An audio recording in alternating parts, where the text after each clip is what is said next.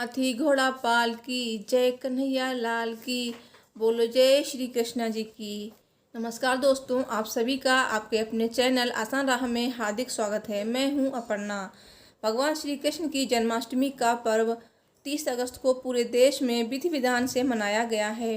भगवान कृष्ण का पूजन वैष्णव परंपरा के अनुसार किया जाता है। इसी परंपरा के अनुसार भगवान कृष्ण के जन्म के छठे दिन उनकी छठी मनाई जाने की भी परंपरा है।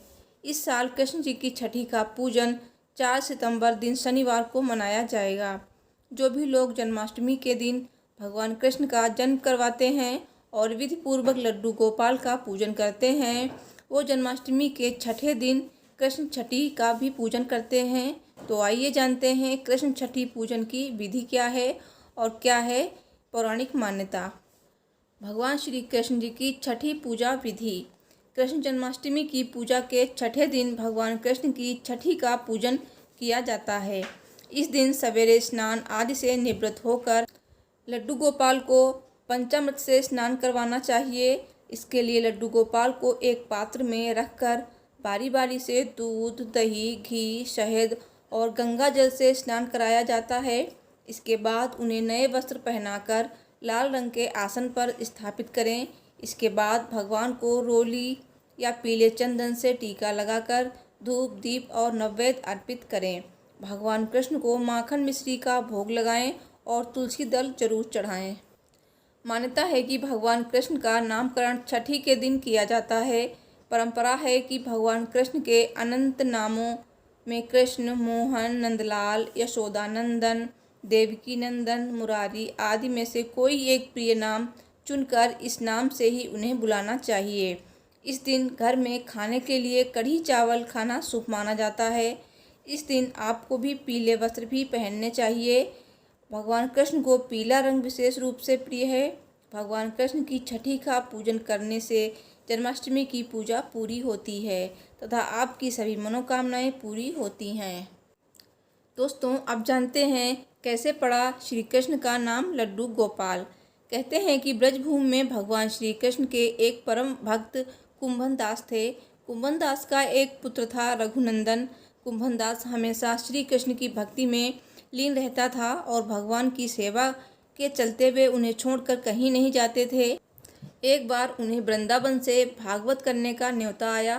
पहले तो कुंभन दास ने उन्हें मना कर दिया, फिर लोगों के बहुत ज़्यादा जोर देने पर वे मान गए। उन्होंने सोचा कि भगवान की सेवा की तैयारी करके जाएंगे और रोज़ाना कथा करके वापस लौट आएंगे। कुंभन दास ने भोग की सारी तैयारी करके अपने बेटे रघुनंदन को समझा दिया कि ठाकुर जी को भोग लगा देना और कथा करने के लिए चले गए। रघुनंदन ने भोजन की थाली ठाकुर जी के आगे रखी और उनसे भोग लगाने का आग्रह किया। उसके बाल मन में ये छवि थी कि ठाकुर जी अपने हाथों से भोजन करेंगे, लेकिन ऐसा हुआ नहीं। बहुत देर इंतजार करने के बाद जब भोजन की थाली ऐसे ही रखी रही तो रघुनंदन जोर जोर से रोने लगा और पुकारा कि ठाकुर जी आओ और भोग लगाओ। रघुनंदन की इस पुकार के बाद ठाकुर जी ने बालक का रूप धारण किया और भोजन करने बैठ गए। जब कुंभन दास ने घर आकर रघुनंदन से प्रसाद मांगा तो उसने कह दिया कि ठाकुर जी ने सारा भोजन खा लिया। कुंभन दास को लगा बच्चे को भूख लगी होगी, वही सारा भोजन खा गया होगा, लेकिन अब तो ये रोज की कहानी हो गई। अब कुंभन दास को शक होने लगा तो उन्होंने एक दिन लड्डू बनाकर थाली में रखे और छुप कर देखने लगे कि रघुनंदन क्या करता है। लड्डू की थाली रघुनंदन ने ठाकुर जी के आगे रखी तो उन्होंने बालक का रूप धारण किया और लड्डू खाने लगे। कुंभन दास ये सब छुपकर देख रहा था। जैसे ही ठाकुर जी बालक के रूप में प्रकट हुए, कुंभन दास भागता हुआ आया और प्रभु के चरणों में गिरकर विनती करने लगा।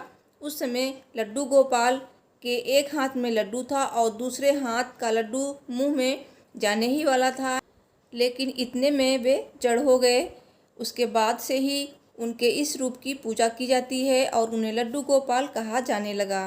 बोलिए लड्डू गोपाल की जय। बोलिए श्री कृष्णा जी की जय। दोस्तों, कमेंट में जय श्री कृष्णा अवश्य लिखिएगा। भगवान कृष्ण आपकी सभी मनोकामनाएं पूर्ण करेंगे।